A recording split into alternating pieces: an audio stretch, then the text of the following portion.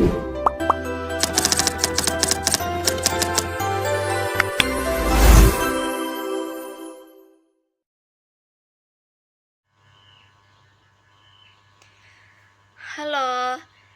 perkenalkan nama saya Ona Olivia Kusumawati dengan NIM 30223111079. Video ini dibuat untuk memenuhi tugas resume materi rekrutmen dan seleksi pada mata kuliah MSDM Global yang diampu oleh Bapak Robert Tuabarasa MM. Nah, jadi pada materi ini akan dibahas tentang rekrutmen dan seleksi internasional yang merupakan salah satu fungsi strategis dalam manajemen SDM. Nah, kalau dalam konteks perusahaan multinasional, proses rekrutmen dan seleksi ini tidak bisa disamakan dengan perusahaan lokal biasa. Ada beberapa yang membedakannya seperti dimensi lintas budaya, perbedaan regulasi ketenagakerjaannya, hingga perbedaan kebutuhan akan talenta yang mampu bekerja di lingkungan global yang kompleks. Kalau dari perusahaan lokal, mungkin bisa dan cukup rekrut orang dari kota yang sama atau dari negara yang sama. Tapi kalau perusahaan multinasional itu harus berpikir jauh lebih luas dari itu, karena mereka harus bisa menjangkau dan menilai serta memilih orang dari berbagai banyak pilihan dengan latar belakang budaya yang berbeda-beda. Dan tentunya itu nggak akan mudah. Jadi penting untuk dilakukan dengan benar dan secara sistematis. Nah, kita perlu ketahui dulu kenapa rekrutmen internasional ini penting. Ada 3 alasan utama. Yang pertama adalah soal pasar global yang dinamis. Jadi, perusahaan multinasional itu beroperasi melintasi batas negara dan mereka tidak hanya bersaing dengan para kompetitor lokal, tapi mereka juga bersaing dengan perusahaan-perusahaan dari berbagai penjuru dunia. Kondisi inilah yang menuntut mereka untuk memiliki tenaga kerja yang benar-benar bisa bersaing di level internasional. Bayangkan nih misalnya kalau ada perusahaan Indonesia yang buka cabang di Eropa dan mereka harus berhadapan langsung dengan perusahaan-perusahaan besar dari Eropa itu sendiri yang sudah berdiri dan beroperasi selama puluhan tahun. Nah, kalau dari SDM-nya sendiri tidak siap, tidak bagus, pasti akan sulit untuk mampu bertahan apalagi berkembang. Jadi pasar global yang dinamis ini bikin rekrutmen internasional itu sangat cukup sulit. Lalu yang kedua, karena ada kebutuhan akan talenta yang beragam. Di era globalisasi seperti sekarang, perusahaan itu butuh banget orang-orang yang punya perspektif lintas budaya dan keahlian yang beragam. Misalnya, sebuah perusahaan ingin ekspansi ke pasar Asia Tenggara. Mereka pasti butuh orang-orang yang paham tentang budaya dan juga tentang kondisi di area Asia. Jadi bukan hanya yang paham terkait standar kantor perusahaannya saja, karena kalau ada satu orang yang fasih berbahasa lokal, itu pasti bisa memahami kebiasaan konsumen setempat dan tahu cara berkomunikasi yang tepat di budaya tersebut. Jadi nilainya itu bisa jauh lebih besar dari 10 orang yang secara ahli itu memiliki kemampuan teknis tapi tidak paham konteks lokalnya sama sekali. Nah, yang ketiga, karena adanya keunggulan kompetitif. Penempatan staf yang strategis ini jadi pembeda utama antara perusahaan yang mampu unggul dan yang tertinggal. Jadi, rekrutmen internasional yang dilakukan dengan baik itu bisa menjadi salah satu senjata utama dalam persaingan global. Nah, perusahaan yang berhasil menempatkan orang di posisi yang tepat, di negara yang tepat, pada waktu yang tepat. Nah, itulah yang akan mampu bertahan dan terus tumbuh berkembang. Sebaliknya, kalau ada kesalahan dari sisi rekrutmen, itu bisa sangat mahal, baik dari sisi waktu, biaya, maupun reputasi perusahaan di negara tuan rumah. Nah, selanjutnya itu ada pendekatan tinjauan literatur yang sistematis yang bertujuan untuk mengidentifikasi metode-metode rekrutmen dan seleksi yang terbukti efektif pada perusahaan multinasional. Jadi pendekatan ini juga penting karena masih banyak banget perusahaan yang belum punya sistem rekrutmen internasional yang benar-benar terstruktur. Masih ada kesenjangan antara apa yang seharusnya dilakukan dengan apa yang terjadi di lapangan. Banyak perusahaan yang masih mengandalkan intuisi mereka atau dari kebiasaan lama mereka dalam merekrut. Padahal sekarang dunia sudah berubah dengan sangat cepat. Apa yang berhasil 10 tahun yang lalu itu belum tentu relevan dengan kondisi pasar tenaga kerja global saat ini. Nah, kalau kesenjangan ini teratasi, perusahaan bisa merancang strategi rekrutmen yang tidak hanya efisien, tapi juga benar-benar efektif dalam menghasilkan talenta yang tepat dengan kebutuhan global mereka. Selanjutnya, ke peran teknologi. Adaptasi teknologi juga telah mengubah cara rekrutmen internasional dilakukan secara signifikan. Teknologi ini membuka akses ke talenta secara global lebih luas, lebih cepat, dan tentunya lebih efisien dibandingkan dengan cara-cara konvensional.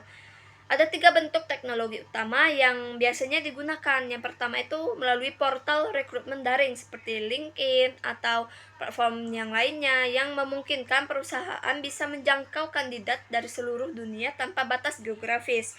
Misalkan, sebuah perusahaan di Jakarta ini butuh kandidat dengan keahlian tertentu lewat portal daring. Nah, mereka bisa menemukan kandidat itu entah dari Eropa atau negara lain dalam hitungan jam saja. Nah, kalau dulu kan rekrutmen level internasional itu perusahaan harus kirim tim ke luar negeri, pasang iklan, lalu membutuhkan waktu yang cukup lama, bisa berminggu-minggu hingga berbulan-bulan. Nah, kalau sekarang semuanya sudah bisa dilakukan dengan lebih efisien, dengan lebih murah biayanya tentunya. Lalu yang kedua ada outsourcing dan job fair internasional. Jadi banyak perusahaan bermitra dengan agen rekrutmen profesional yang punya jaringan global atau aktif mengikuti bursa kerja internasional untuk memperluas jangkauan pencarian kandidat mereka. Jadi misalkan kalau perusahaan tidak punya kapasitas internal untuk merekrut di negara tertentu, mereka bisa serahkan ke agen rekrutmen lokal yang pasti sudah lebih paham tentang kondisi pasar tenaga kerja di sana. Pasti tentunya ini akan jauh lebih efisien dalam membangun daripada harus membangun jaringan dari nol yang membutuhkan waktu dan biaya lebih besar. Lalu ketiga, aplikasi rekrutmen seluler dan wawancara kampus. Sekarang proses wawancara itu bisa dilakukan lewat video call atau aplikasi seperti Zoom, sehingga hambatan jarak dan waktu itu tidak lagi jadi kendala. Bahkan sekarang sudah ada platform yang memungkinkan kandidat untuk merekam jawaban wawancara mereka secara mandiri. Jadi tim HR itu bisa menonton ulang kapan saja dan dari mana saja. Yang pastinya ini akan sangat membantu terutama ketika kalau ada perbedaan zona waktu yang jauh antara perusahaan dan juga kandidat. Jadi digitalisasi rekrutmen ini bukan hanya soal efisien aja, tapi juga terkait perubahan fundamental dalam cara perusahaan menemukan dan menjangkau talenta terbaik di seluruh dunia. Nah, lalu dari sisi ekspatriatnya, ekspatriat itu kan karyawan yang ditempatkan di luar negara asal mereka untuk menjalankan peran tertentu di cabang perusahaan negara lain dengan pengalaman lintas budaya yang mereka miliki. Nah, ekspatriat ini bisa memberikan beberapa kontribusi, misalnya seperti meningkatkan efektivitas dalam menemukan dan menilai kandidat yang tepat untuk posisi global. Mereka sudah paham terkait standar dan budaya perusahaan lebih dalam, sehingga penilaian mereka terhadap kandidat ini cenderung lebih akurat. Mereka tahu persis apa yang dicari perusahaan dan juga mereka punya pengalaman tentang konteks lokal. Jadi mereka itu bisa disebut jembatan antara standar global dan juga realita lokal. Lalu selanjutnya itu menjembatani perbedaan budaya dan tim dari berbagai negara. Jadi misalkan kalau ada gesekan antara tim lokal dan standar kantor pusat, ekspatriat ini bisa jadi penghubung yang membantu kedua pihak saling memahami. Mereka bisa menjelaskan ke tim lokal kenapa standar tertentu diterapkan di perusahaan. Lalu menyampaikan ke kantor pusat bahwa ada konteks lokal yang perlu dipertimbangkan. Nah, peran ini memiliki dampak yang cukup besar terutama terhadap kenyamanan kerja dan produktivitas tim secara keseluruhan. Dengan menciptakan lingkungan kerja yang lebih sehat, inklusif, dan produktif secara global, kehadiran ekspatriat yang peka terhadap perbedaan budaya bisa mendorong terbentuknya budaya kerja yang lebih terbuka dan saling menghargai. Itu adalah fondasi yang sangat penting dalam membentuk tim yang bekerja secara lintas negara. Tapi penempatan ekspatriat itu juga tetap ada biaya dan juga tidak selalu mudah, apalagi secara logistik. Pasti tetap akan ada tantangannya. Selanjutnya itu mengenai proses rekrutmen. Nah, proses rekrutmen ini didefinisikan sebagai proses sistematis yang menarik kandidat memenuhi kualifikasi yang dibutuhkan organisasi.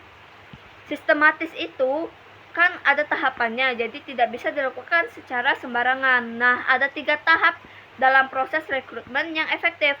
Yang pertama itu perencanaan SDM. Ini adalah tahap paling awal. Perusahaan harus bisa mengidentifikasi kebutuhan tenaga kerjanya itu apa, yang dibutuhkan berapa orang, untuk posisi apa, dan kedepannya itu akan seperti apa. Kalau perencanaannya nggak matang, rekrutmen hanya akan jadi kegiatan yang tidak terarah. Misalnya kalau ada proyek besar yang harus segera diisi tim, tapi nggak ada persiapan sebelumnya. Nah, perusahaan jadi terpaksa merekrut orang dengan secara terburu-buru. Hasilnya sering dan pasti tidak akan maksimal. Kedua, desain pekerjaan. Setelah membutuhkan apa nih yang dibutuhkan di perusahaan, nah perusahaan harus merancang deskripsi dan spesifikasi jabatan dengan jelas dan kompetitif. Misalnya, memberi deskripsi pekerjaan yang tidak jelas, kandidat yang datang juga tidak akan sesuai harapan. Jadi deskripsi pekerjaan itu harus spesifik, harus realistis, dan juga menarik, serta harus detail dalam menyaring yang sesuai dan juga tidak sesuai. 3. Penciptaan kesadaran. Ini adalah tahap menyebarkan informasi lowongan ke kanal-kanal yang tepat agar bisa menjangkau kandidat terbaik yang tersedia. Pemilihan yang tepat seperti portal profesional, kampus, atau agen rekrutmen itu juga mempengaruhi pada akhirnya siapa yang akan melamar. Misalnya, posisi yang dibutuhkan itu fresh graduate yang memahami dan memiliki skill terhadap teknologi terbaru. Yang lebih efektif pasti disebarkan lowongannya itu lewat kampus teknik terkemuka daripada hanya mengandalkan iklan di media umum yang jangkauannya terlalu lebar dan terlalu luas. Nah, ketiga tahap ini saling berkaitan. Kelemahan di salah satu tahap akan berdampak pada kualitas yang didapatkan pada akhirnya. Nah, kalau rekrutmen itu soal menarik kandidat, seleksi adalah soal memilih yang paling tepat antara semua kandidat-kandidat yang sudah masuk. Jadi dua hal ini berbeda tapi mereka tetap saling melengkapi. Nah, seleksi ini didefinisikan sebagai proses pengambilan keputusan untuk menerima atau menolak kandidat berdasarkan kesesuaiannya dengan kebutuhan perusahaan. Kalau konteks internasional, kompleksitasnya jauh lebih tinggi karena mereka harus mempertimbangkan faktor lintas budaya dan juga regulasi lokal. Secara umum, alur seleksi ini ada 4 tahap. Jadi yang pertama itu ada screening. Screening itu mereview CV atau dokumen yang masuk dan disaring kandidat-kandidat mana yang memenuhi syarat administratif dasar. Kalau di tahap ini biasanya yang dilihat itu pendidikan, pengalaman kerja, lalu kualifikasi dasar lainnya seperti pengalaman atau kemampuan, kelemahan dan kelebihan. Tujuannya itu supaya hanya kandidat yang benar-benar relevan yang masuk ke tahap berikutnya. Tentunya ini akan menghemat waktu dan juga sumber daya perusahaan secara signifikan. Nah, yang kedua itu ada asesmen dan psikotes. Kalau psikotes ini kan fokusnya ke kondisi psikologis dan kepribadian seseorang. Jadi yang diukur itu seperti apakah orang ini introvert atau extrovert, lalu bagaimana cara dia mengambil keputusan di bawah tekanan, lalu seberapa stabil emosinya, bagaimana pola pikirnya secara logis. Nah, kalau psikotes ini sendiri biasanya terdiri dari beberapa jenis tes. Ada tes logika, ada tes numerik, ada tes verbal, gambar, dan lain sebagainya. Banyak. Tujuannya itu sendiri bukan untuk menilai apakah seseorang ini pintar atau tidak, tapi untuk melihat karakter dan potensi psikologisnya, apakah cocok dengan tuntutan posisi yang dilamar. Sedangkan kalau asesmen itu cangkupannya lebih luas. Asesmen ini juga bisa mencakup psikotes, tapi juga mencakup hal-hal tes lain seperti tes teknis, atau simulasi pekerjaan, atau studi kasus, presentasi, atau diskusi. Jadi, kalau psikotes ini bagian dari asesmen, tapi asesmen itu sendiri tidak hanya selalu tentang psikotes. Misalnya, kalau dibutuhkan untuk posisi marketing, asesmen bisa berupa membuat proposal kampanye secara langsung untuk mengukur kemampuan kerja nyata kandidat ini seperti apa. Jadi bukan hanya melalui kondisi psikologis. Nah, kalau dari kombinasi kedua ini pasti akan membuat penilaian jauh lebih akurat. Lalu ketiga, ada wawancara kompetitif dan kecocokan budaya. Nah, pada tahap ini penting nih karena bukan hanya soal kemampuan teknis, tapi juga melihat apakah kandidat cocok dengan budaya perusahaan yang bersifat global. Misalnya, kalau kandidat punya skill yang sangat bagus, tapi mereka nggak bisa bekerja dalam tim yang keberagamannya itu sangat besar. Nah, itu bisa menjadi salah satu masalah di lingkungan multinasional. Makanya, kecocokan budaya ini harus diseimbangkan. Lalu yang keempat, ada keputusan akhir yang berupa tawaran kerja atau pemeriksaan kesehatan sebelum kandidat resmi bergabung. Nah, di tahap ini perusahaan biasanya akan melakukan background check untuk memverifikasi informasi yang diberikan kandidat selama proses seleksi. Jadi, semuanya akan dicek dulu sebelum benar-benar resmi. Lalu biasanya ada yang tesnya cuma 1 kali atau sampai 2 kali sampai 3 kali.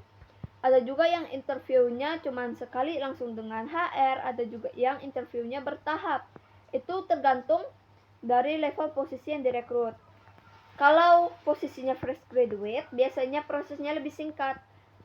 Ada yang langsung 1 kali tes, 1 kali interview, itu sudah cukup. Tapi kalau posisi yang dibutuhkan itu untuk manajerial atau senior, prosesnya pasti jauh lebih panjang karena taruhannya juga lebih besar. Lalu tergantung dari ukuran dan kompleksitas perusahaan juga. Nah, kalau perusahaan multinasional misalnya seperti Unilever atau Astra, biasanya itu punya sistem seleksi yang berlapis dibandingkan perusahaan yang lebih kecil. Karena mereka punya standar global yang harus dipenuhi. Tim HR juga besar dan juga punya banyak sumber daya untuk menjalankan proses seleksi yang panjang. Sementara kalau perusahaannya lebih kecil, itu tidak punya kapasitas untuk itu. Jadi mereka hanya menyederhanakan prosesnya saja. Lalu tergantung juga siapa yang melakukan wawancara. Nah, di banyak perusahaan multinasional, interview itu tidak hanya dilakukan oleh HR saja, tapi juga bisa dilakukan oleh atasan langsung dari posisi yang dilamar. Bahkan kadang dilakukan oleh pihak eksternal seperti konsultan rekrutmen, karena masing-masing dari pihak mereka itu akan menilai dari perspektif yang berbeda. Kalau HR itu biasanya menilai dari sisi kesesuaian dengan budaya perusahaan dan standar administratif. Nah, user atau atasan ini bisa saja menilai dari sisi kemampuan teknis dan kesiapan kerja nyata. Nah, kalau dari pihak eksternal atau konsultan itu biasanya akan memberikan penilaian yang lebih objektif karena mereka tidak punya kepentingan internal. Tapi ada juga dari sisi faktor efisiensi dan cost. Semakin banyak tahap seleksi, semakin besar juga biaya yang dikeluarkan perusahaan, baik dari sisi waktu, tenaga, ataupun uang. Makanya banyak perusahaan yang memilih proses itu lebih ramping tapi tetap efektif. Jadi semuanya disesuaikan dengan kebutuhan, kapasitas, dan konteks masing-masing perusahaan. Yang penting prosesnya itu harus tetap terstruktur, objektif, dan menghasilkan keputusan yang bisa dipertanggungjawabkan. Terus konsep ini juga diterapkan di dunia nyata yang bisa kita lihat di 3 perusahaan multinasional yang beroperasi di Indonesia. Yang pertama itu ada perusahaan Unilever Indonesia yang menekankan tahapan rekrutmen yang terstruktur dengan orientasi pada pembangunan berkelanjutan dan penerapan standar internasional. Jadi mereka tidak hanya asal rekrut, tapi ada standar global yang diterapkan secara konsisten. Unilever itu dikenal sebagai salah satu perusahaan dengan proses rekrutmen yang paling standarisasi, yang dimana setiap tahapan mereka memiliki kriteria yang jelas dan juga terukur. Mereka harus benar-benar serius terkait ini. Lalu ada Astra, perusahaan yang kedua, yang menjalankan dua jalur utama, yaitu rekrutmen umum dan proses magang internasional yang disebut International Trainee Program. Nah, tahapannya ini mencangkup kayak aplikasi, wawancara bertahap, atau seleksi akhir yang cukup ketat. Nah, program ITP ini menarik karena dirancang khusus untuk menyiapkan talenta muda yang bisa bekerja di lingkungan bisnis internasional. Jadi bukan cuma sekedar magang biasa, tapi benar-benar dipersiapkan untuk menjadi pemimpin di masa depan perusahaan. Lalu kalau di perusahaan ketiga itu ada Mayora yang menetapkan proses seleksi yang komprehensif, mulai dari tes tertulis, psikotes, wawancara, negosiasi, penawaran gaji, hingga pemeriksaan kesehatan. Semuanya itu dilakukan secara menyeluruh untuk memastikan kandidat yang mereka inginkan itu benar-benar sesuai. Nah, Mayora ini sebagai salah satu perusahaan yang produknya sudah tersebar di berbagai negara tentunya. Pasti butuh SDM yang bukan cuma kompeten, tapi juga siap menghadapi dinamika bisnis internasional. Nah, contoh-contoh dari perusahaan ini, pendekatannya kan beda-beda, tapi tetap menjalankan proses seleksi yang berlapis dan terstruktur. Jadi, itu bisa disebut sebagai strategi bisnis mereka. Kalau Mayora itu punya tahapan paling panjang dari ketiganya. Jadi, semakin besar skala bisnis internasional sebuah perusahaan, pasti akan semakin ketat pula proses seleksi yang mereka jalankan. Jadi, keberhasilan rekrutmen dan seleksi internasional itu bergantung pada pendekatan yang terstruktur sekaligus kontekstual. Lalu ada 3 pilar utama strategi yang perlu diterapkan. Nah, yang pertama itu strategi menentukan proses rekrutmen dan seleksi yang jelas, terukur, dan konsisten di seluruh cabang global. Tidak boleh ada cabang yang berjalan tanpa standar yang tidak jelas hanya karena merasa jauh dari pengawasan kantor pusat. Nah, harus konsisten karena penting dalam menjaga citra dan budaya perusahaan, baik dimanapun mereka berada dan beroperasi. Lalu yang kedua itu adaptasi budaya lokal.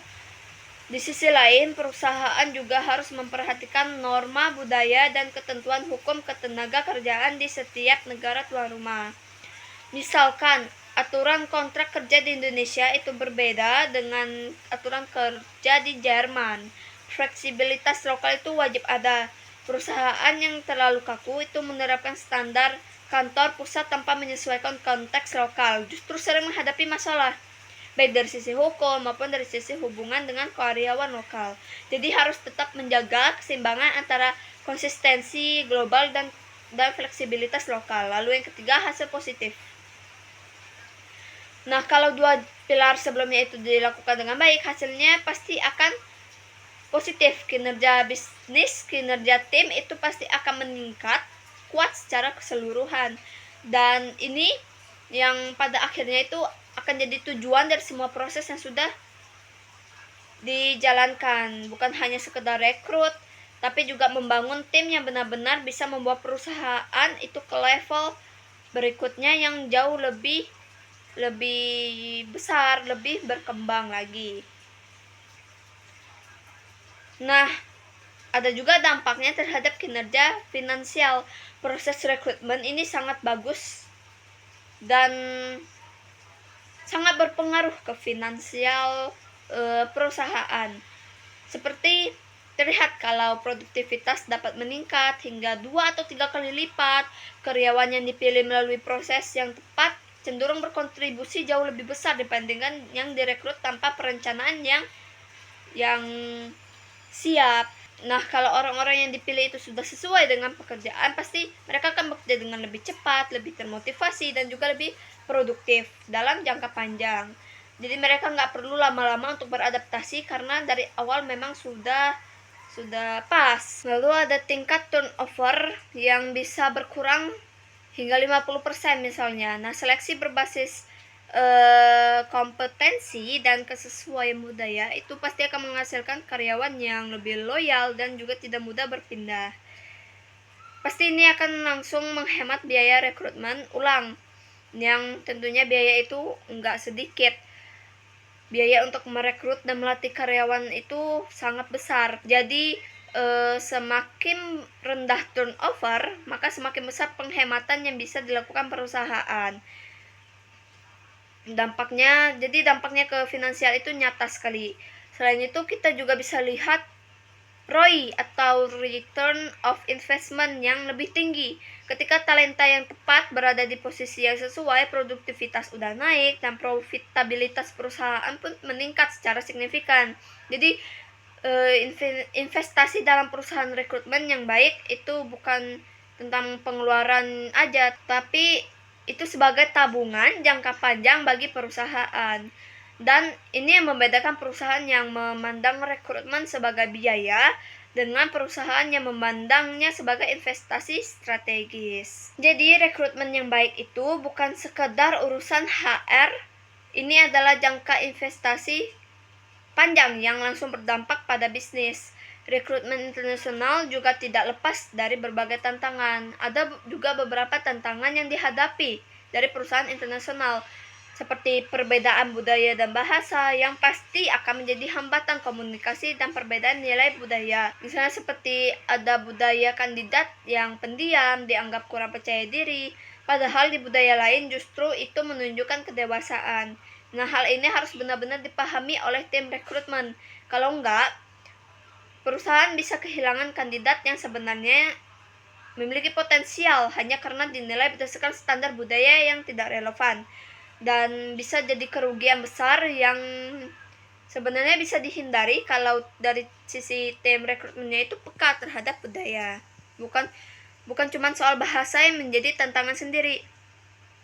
Nah, wawancara yang dilakukan dalam bahasa yang bukan bahasa ibu itu juga bisa menjadi tantangan. Kandidat bisa membuat mereka terlihat kurang fasih atau kurang percaya diri, padahal kompetensi asli dalam diri mereka itu bagus. Jadi perusahaan itu perlu bijak dalam menentukan bahasa yang digunakan selama proses seleksi dan tidak terlalu cepat menilai seseorang dari kelancaran bahasanya. Lalu tantangan selanjutnya itu ada regulasi ketenaga kerjaan antar negara. Karena setiap negara itu memiliki aturannya sendiri yang berbeda-beda, entah dari sisi ketentuan visa kerja, syarat kontrak, hingga hak-hak karyawan yang wajib dipenuhi. Itu berbeda setiap negara. Nah, pelanggaran terhadap regulasi lokal ini bisa berujung pada risiko hukum yang serius bagi perusahaan.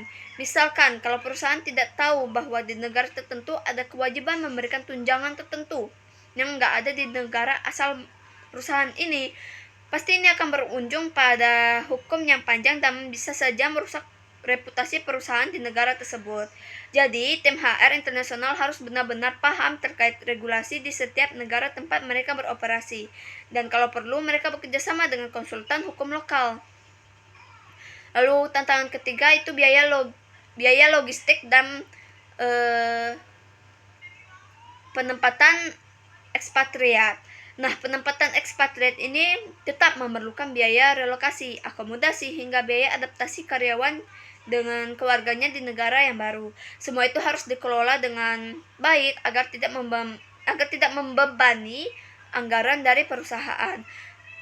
Jadi nggak jarang biaya untuk satu ekspatriat ini bisa setara dengan biaya menggaji beberapa karyawan lokal. Karena keputusan untuk mengirim ekspatriat ini harus benar-benar dipertimbangkan dengan matang. Harus benar-benar dipastikan nilainya sebanding dengan investasi yang dikeluarkan. Selanjutnya, ada beberapa pendekatan modern yang terus dikembangkan dalam proses seleksi internasional.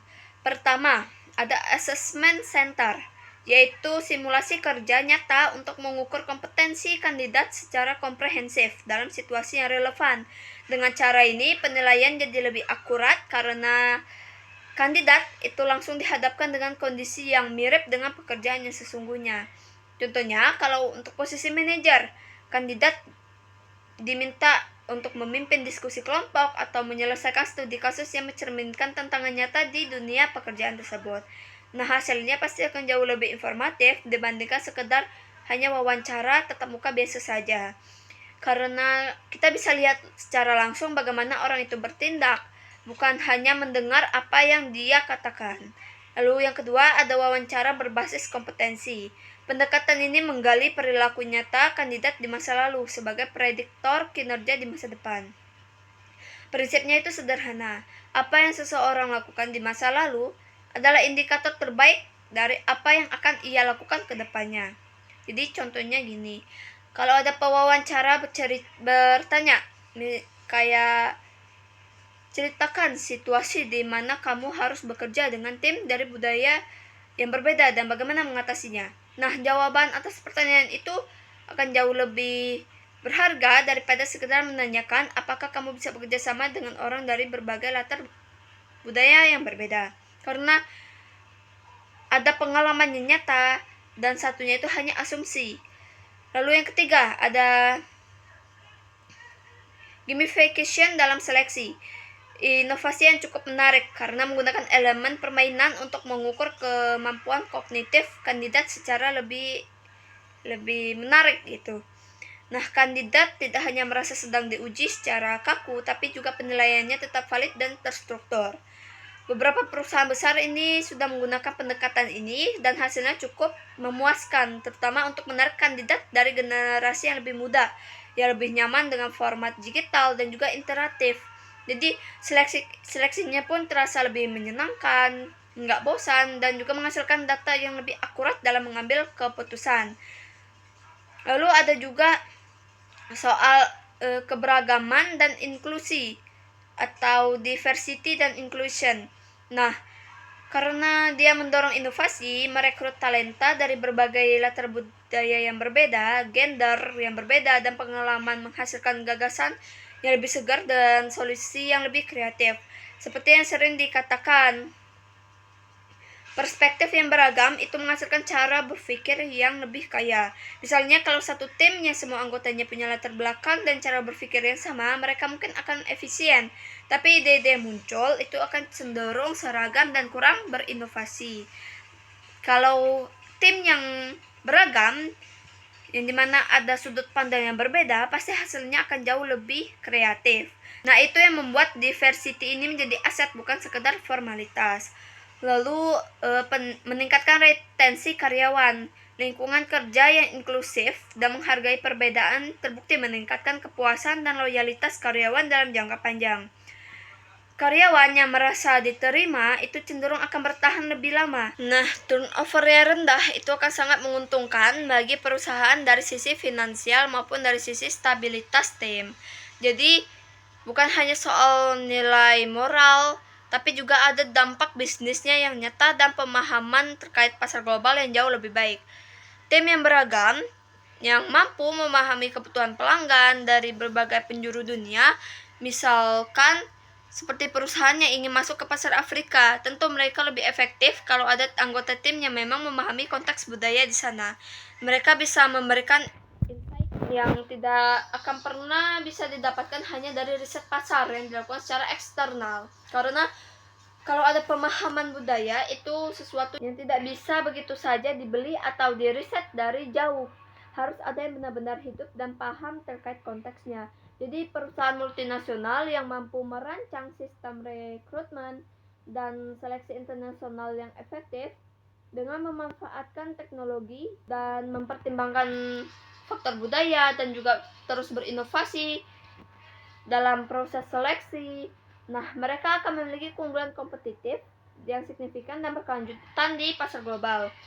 Jadi rekrutmen bukan hanya soal mengisi tempat kosong, tapi tentang membangun fondasi SDM yang kuat, yang pada akhirnya akan menentukan seberapa jauh perusahaan bisa berkembang di panggung internasional. Karena setiap keputusan rekrutmen yang diambil hari ini, sekecil apapun, bisa berdampak besar pada arah perusahaan di masa depan. Jadi investasi dalam proses rekrutmen dan seleksi yang baik bukan cuma pilihan, tapi ini adalah keharusan bagi setiap perusahaan yang ingin benar-benar bersaing secara global. Sekian video penjelasan resume materi dari saya. Terima kasih sudah menonton. Audio Jungle.